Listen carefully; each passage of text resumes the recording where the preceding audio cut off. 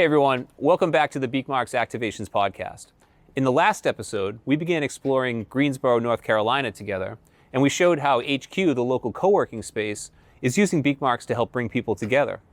In this episode, we're going to be focusing on how the local arts, government, and business communities are using Beekmarks to partner together to create a better downtown experience for all the citizens of Greensboro.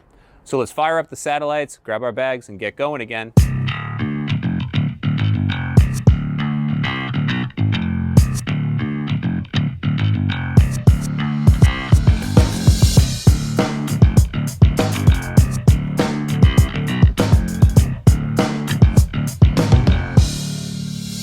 Greensboro is a near-perfect example of those kinds of vibrant, unique, small to mid-sized cities that dot the landscape across the U.S. and represent the best of what this country has to offer.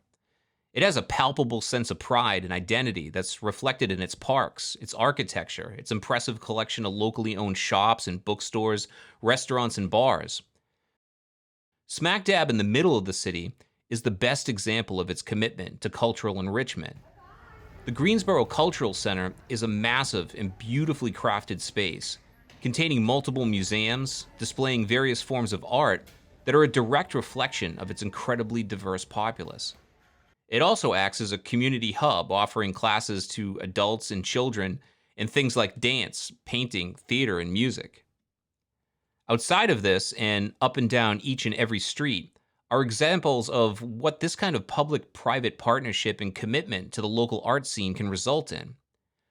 Codis Street Art is a citywide project created by Codis Properties, a local high-end real estate development company passionate about changing the landscape of Greensboro for the better, and willing to commit to the long-term investments that are required to make that happen. Over the past year, Beekmarks has partnered with Codis Street Art to extend the capability of their online interactive street art map to introduce a proximity-based element to their installations. There are currently 20 Beekmarks beacons attached to the over 100 murals scattered across the surfaces of downtown Greensboro. And anyone with a cell phone can now access information about that art piece that they're standing in front of and take part in a self-led art tour to learn more about each piece, the artist that created it, as well as how to follow them on Instagram and support them in the future. Art isn't just happening outside in Greensboro, though. Artists are entrepreneurs too, and just as we saw in the last episode, they need access to flexible, affordable workspaces just as much as anybody. Beyond that, they also require an open venue in which to display their art and a place to invite the public into to view it and potentially purchase it. That's why our next stop will be Studio 503. Studio 503 is both a workspace and venue for artists and creators. It provides a dedicated area where artists can display their work and other creatives can host gatherings and events. Artists are provided access to a conference space, outdoor courtyard, shared audio-visual equipment, and more. Beekmarks is partnering with Studio 503 to offer an additionally powerful amenity: the ability for their artists to introduce themselves and their art to any member of the public who might come in to visit, even when they aren't there to greet them in person. At the entrance to each studio, artists now have the choice to place a Beekmarks beacon, a QR code, or NFC sticker. And each one will allow visitors to access information about that artist, follow links to online portfolios, capture their email addresses, phone numbers, or other information. And all of this can then be saved so that visitors can refer back to it anytime that they need to. Of course, during events at Studio 503, anyone can leverage the Beekmarks app to share and save similar information about one another, and walk away either with a new favorite artist, a potential buyer, or a new art-loving friend. We recently had the opportunity to sit down with the manager of Studio 503, Caleb Williamson, to discuss how he plans on leveraging the Beekmarks platform to open up new social opportunities for his customers. Yeah, my name's Caleb Williamson here at Studio 503.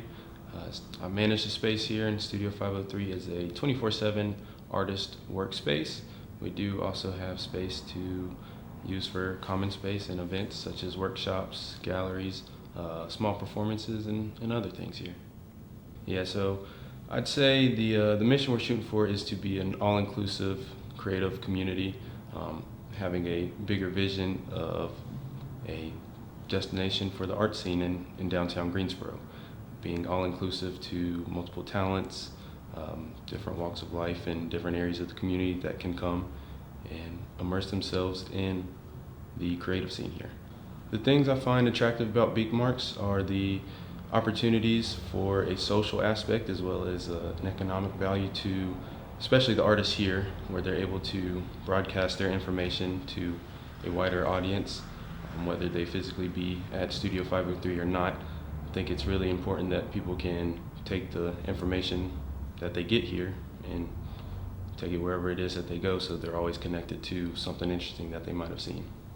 I think there's a lot of uses for Beekmarks. It's nice that we can use it during events.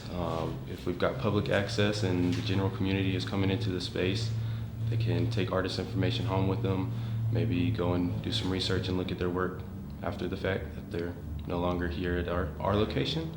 Also, like I said, integrating it into events where we've got vendors and outside people such as performers, food trucks, whoever it may be in the space that's not here all the time. It's nice that guests can pick up on that information as it's being broadcast and take it on with them, and it's something to look back to.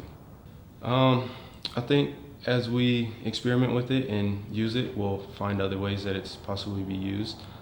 Like I said, events, I think there's a much larger scale than just 503, and community events would be a big use, networking and conferences. I like to see how it could be integrated into those things on a much larger scale than just our one facility.